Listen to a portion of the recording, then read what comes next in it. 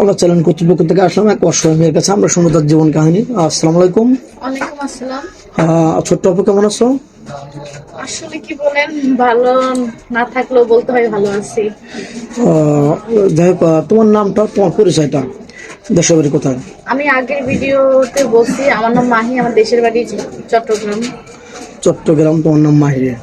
তোমার পড়াশোনা কতটুকু করেছো? মেট্রিক পরীক্ষা দিছি। আচ্ছা, ম্যাট্রিক পরীক্ষা দিছো। আরো পড়াশোনা করার ইচ্ছা ছিল কিন্তু উপায় নেই। জি জি, আরো করার ইচ্ছা ছিল, পারি নাই। টাকা পয়সার অর্থ খুবই টান ছিল, করতে পারো না, এই তো। জি। তোমার বাবা কি করেন?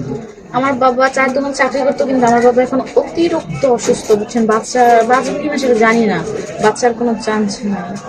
একদম অসুস্থ? একদম অচল হয়ে গেছে এখন, আচ্ছা, করতে পারে না। তোমার বয়সটা কত? আমার বয়স 18+। 18+ তোমার বয়স। তো যাই হোক, 18+ যেহেতু, ধরো 19 ধরে নিলাম। কোনো প্রবাসী ভাই তার বয়স 35, 40 বা 30 এরকম বয়স, সে তোমাকে লক করলো, তোমাকে বিয়ে করতে চায়, ফোন দিছে, তুমি কি এরকম রাজি হবে কিনা? কেন হব না? একটা লোক যদি আমাকে আমার দায়িত্ব নেয়, আমাকে একটা ফোন কিনে দেয়, আমি নিশ্চয়ই রাজি হব। রাজি হবে না? জি, ইনশাআল্লাহ। তো নেক্সটে আসি। তুমি তো মুসলমান, নামাজ কালাম তো পড়া হয়। জি। তোমাকে যৌথ ফ্যামিলি পছন্দ হয় নাকি সিঙ্গেল ফ্যামিলি? শুধু স্বামী লাগবে নাকি শ্বশুর শাশুড়ি সব লাগবে? না, শুধু স্বামী দিয়ে কি করবো, আমার সবই লাগবে। মানে তুমি পুরো সংসারকে আগলে রাখতে চাও, এই তো? সবার ভালোবাসা পেতে চাও শুধু? সবার ভালোবাসা পাইতে চাই। তোমার স্বামী কিনা কোথায় ঘুরতে যাবে ভালো জায়গায় যদি তোমার বিয়ে হয়? আমার স্বামীকে নিয়ে কোথায় ঘুরতে যাবো? আমার স্বামী আমাকে যেখানে নিয়ে যায় সেখানেই যাবো। মানে তোমার স্বামীর সুখ তোমার সুখ, এই তো? সে যেখানে নেবে ওখানে, তোমার কোনো চাহিদা নেই। না। গরিবের মেয়ের চাহিদা কোথা থেকে আসবে নাকি? নিশ্চয়ই। দেখো, কোনো প্রবাসী ভাই তার যদি একটা বেবি থাকে বা দুটো বেবি থাকে, ওরকম মানুষের সাথে তুমি বিয়ে করবে? 2টা বেবি কেন, 4টে বেবি থাকলেও আমার কোনো আপত্তি নেই, তাদেরকে আমার নিজের সন্তানের মতো আমি মানুষ করবো। এগুলো সত্যি বলছো তো? সত্যি, কখনো বুঝতে দিব না যে আমি তাদের সৎ মা, নিজের পরে আমাদের চ্যানেল কর্তৃপক্ষ দায় থাকবে না তো? কোনো ধোকাবাজি বা কোনো বেমানি চলচাতুরি করবে না? কষ্টই ওঠে না ধোকাবাজি করার। আচ্ছা, যাই হোক, তুমি কি ফোন কিনেছো?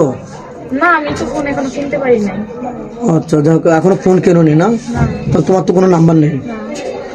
সুপ্রিয় দর্শক বন্ধু, আমাদের নাম্বার দেওয়া থাকবে, কেউ ভিডিও কল দেবে না। ইউটিউব চ্যানেল কর্তৃপক্ষ নাম্বার দেওয়া থাকবে, ইমো হোয়াটসঅ্যাপ থাকবে, কেউ ভিডিও কল দেবে না। ভিডিও কল দিলে ব্লক করতে বাধ্য হবো। তো যাই হোক, নেক্সট আসে, তুমি যে শাড়ি পরেছো এটার কারণটা কি? শাড়ি পরার কারণ, আজকে ওই যে আমাকে দেখতে আসার কথা ছিল, বুঝছেন তো, দেখতে আসার কথা ছিল। তো আমার পাশের বাসার ভাবি ওনার সবকিছু দিয়ে আমাকে সাজাই দিছে। আচ্ছা। তো কিন্তু আসলে কপালে লেখন ছিল না, ওরা ওইখান থেকে ফিরেই গেছে, কারণ বাবার কাছ থেকে অনেকগুলো যৌতুক চাচ্ছি, বাবা দিতে পারবে না বলছে। মানে তারা রেডি হয়েছে আসার জন্য, তার আগে ফোনে টাকা দিয়েছে? জি, ফোনে টাকা চাইছে। মানে কত টাকা যৌতুক চেয়েছে? প্রায় 3.5 লাখ টাকা। এত টাকা কই পাবো? তোমার বাবা তো মনে হয় যে কাজ করতে পারতেছে না, বর্তমানে অসুস্থ না? জি। তোমাদের কি জায়গা জমি নাই, ঘর বিটা নাই, এরকম নাই বিক্রি করে টাকা দেওয়া যায় না? সেইটা ঠিক আছে, কিন্তু আমাদের তো ঘর ওরকম না, একটা আছে ভাঙাচুরা, আর জায়গা ঘর শুধু ঘরটাই, ওইটা মানে বাড়তি কোনো জায়গা জমি নাই? না। আচ্ছা, কোনো পয়সা বাজু তোমার এই ভিডিও দেখে, করোনা দেখে তোমার বাড়িতে এসে ঘর দর করে তোমাকে নিয়ে, তোমার ফ্যামিলিকে নিয়ে বাঁচতে চায় বা তোমাদের সাথে থাকতে চায়, তাহলে ওরকম ক্যাপাবিলিটি আছে, বাড়ি করতে পারবে? আছে, কোনো সমস্যা নেই। আচ্ছা, যাই হোক, 2-4-5 মিনিটের মধ্যে কারো জীবন গল্প শেষ করা যায় না। আমাদের নাম্বার দেওয়া থাকবে, আগেও বলেছি, আবার বললাম, কেউ ভিডিও কল দেবেন না, অডিও কল দেবেন। ভিডিও কল দিলে ব্লক করতে বাধ্য হবো। ভালো থাকবেন, সুস্থ থাকবেন, এই সবার জন্য দোয়া করি। আল্লাহ হাফেজ।